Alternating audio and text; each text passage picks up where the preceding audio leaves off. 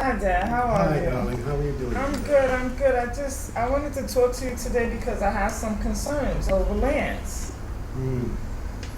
So I need your help. I want to talk to him about prostate cancer. That's you know, I have a enlarged prostate myself, so it's possible it can be hereditary as well.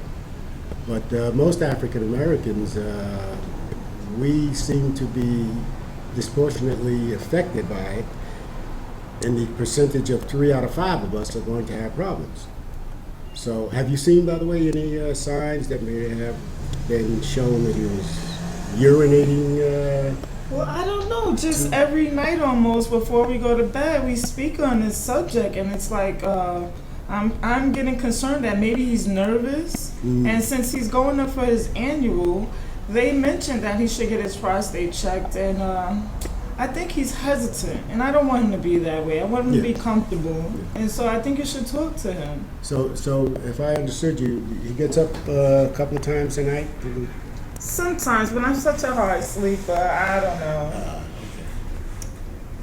Well, anyway, I've done some investigating, and I found some information that seems to be very informative, and I think that you should just maybe have a conversation, if you could bring it up, that in a way he doesn't feel threatened by getting his prostate checked. So if you could just go over some of this maybe, and since you first I'll review it, and perhaps at our chess game, perhaps, now that we usually have, I could kind of introduce it to him in a very, nonchalant type of yeah, you way. got. My thing is I want him to be comfortable. So if you can just bring it to him, his awareness, so that he don't feel threatened and nervous and hesitant. I need some kind of help. I feel alone in this, and so I don't want him to feel that what he's feeling is something to dismiss. We worry about him, and the kids need him. I need him. No, absolutely. We want us to be around to see those kids go to college.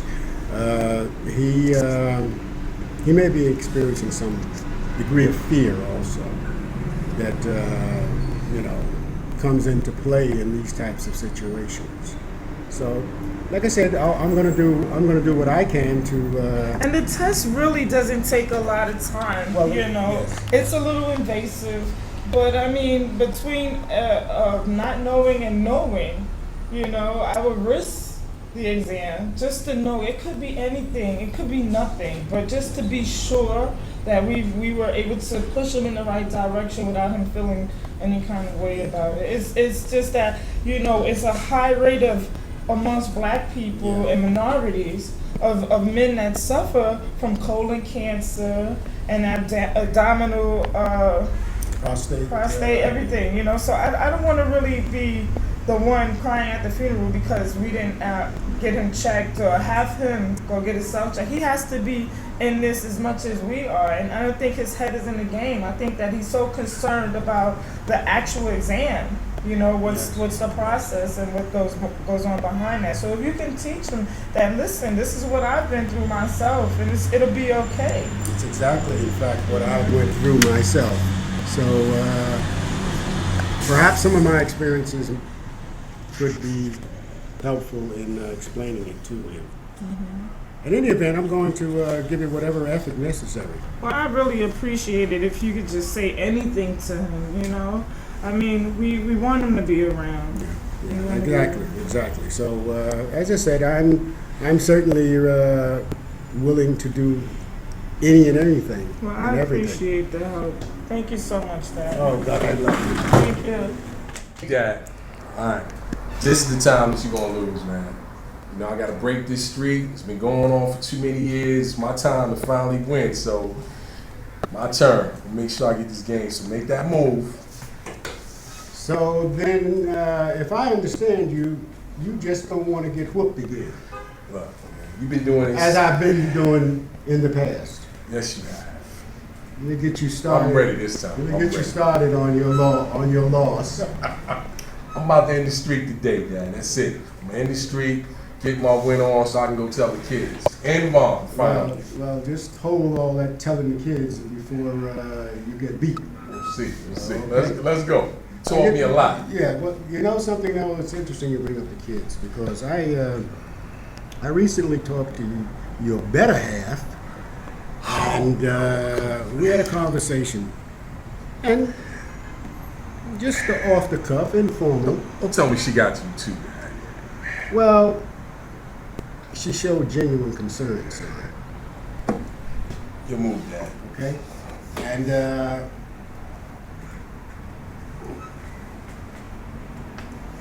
and as a result of her concern, it also amplified for me the fact that there is a problem that happens to most African Americans disproportionately, which is the prostate. Wait, hold on. I can't believe she talked to you about that. Listen, Dad. Look, I understand what you're saying, but remember when I was 14 years old and I had the strep throat and you went with me to the hospital and the doctor was there and he said, look, you have strep throat. And he told me, listen, we got to give you a shot. And you sat outside and said, wait, I'll be right here. It's going to be all right, son. That's all right, Dad. That was some experience. Okay. But remember when he sat there and he told me, he said, listen, we got to give you a shot. And I went with him in the room. And as I went with him in the room and I rolled up my sleeve and I'm thinking he's going to give me a regular shot. And he says to me, no, I need you to take your pants down. Yeah, I remember that. You remember that noise coming out there? Mm. Let me tell you what happened while I was in there. Coach, you never did really explain the whole thing. Because it was embarrassing. Let me tell you what happened. First of all, it was a woman doctor. She told me, take my pants down. We have to give you a shot in your behind. Now, when I had to get that shot, she told me, sir, hold on to the bed as we give you the shot. There was 4 interns in there, Dad, looking at me when I got that shot. Now, when she gave me that shot, they was laughing at me. After that, I said, I'm done. And then after everything you told me about what happened in the Tuskegee experiment, I just got my fears. And then to top that off, I go to the doctor and he tells me you got to get your prostate checked. And I just sat there like, I can't do it. Well, I'm scared. I don't know what's going to happen. Just hold on for a minute. You know, unfortunately, statistics on the average African American male are somewhat disproportionate to other males, ethnicities. And it's said that 3 out of 5 of us. Now, try to think about this. Your prostate starts to enlarge when you're around the age of 18, 19, 20, everyone. Yeah, I mean, I can't hold my urine like I used to. These are signs, son. These are signs that there is a potential. Now, what we want to do is the best defense is early diagnosis. Because that's what happened to me. You know that I've had the problem, I've had the prostate enlargement. What? Yes. When was this? Then, listen, if you're anything like me, and I can see that you are, we don't talk about these things. Why didn't you tell me that? However, as fate would have it, it wasn't malignant or cancerous. But I do have the enlarged prostate. And many of the symptoms are you're urinating frequently. I've been having that problem. I just don't know how to tell Mom. I think it's just embarrassing as a man. Yeah. How are you going to tell your wife? I think her love for you has alerted her senses to the fact that there may be a problem. It's really uncomfortable, man. And we have this. Listen, I know I have it. Let me tell you what happens. They had to stick a tube down into my penis. Okay? Now, You never. it was terrifying. You don't want to be in a position where, and I would wish this on the worst enemy, where you cannot urinate. You want to urinate and you cannot.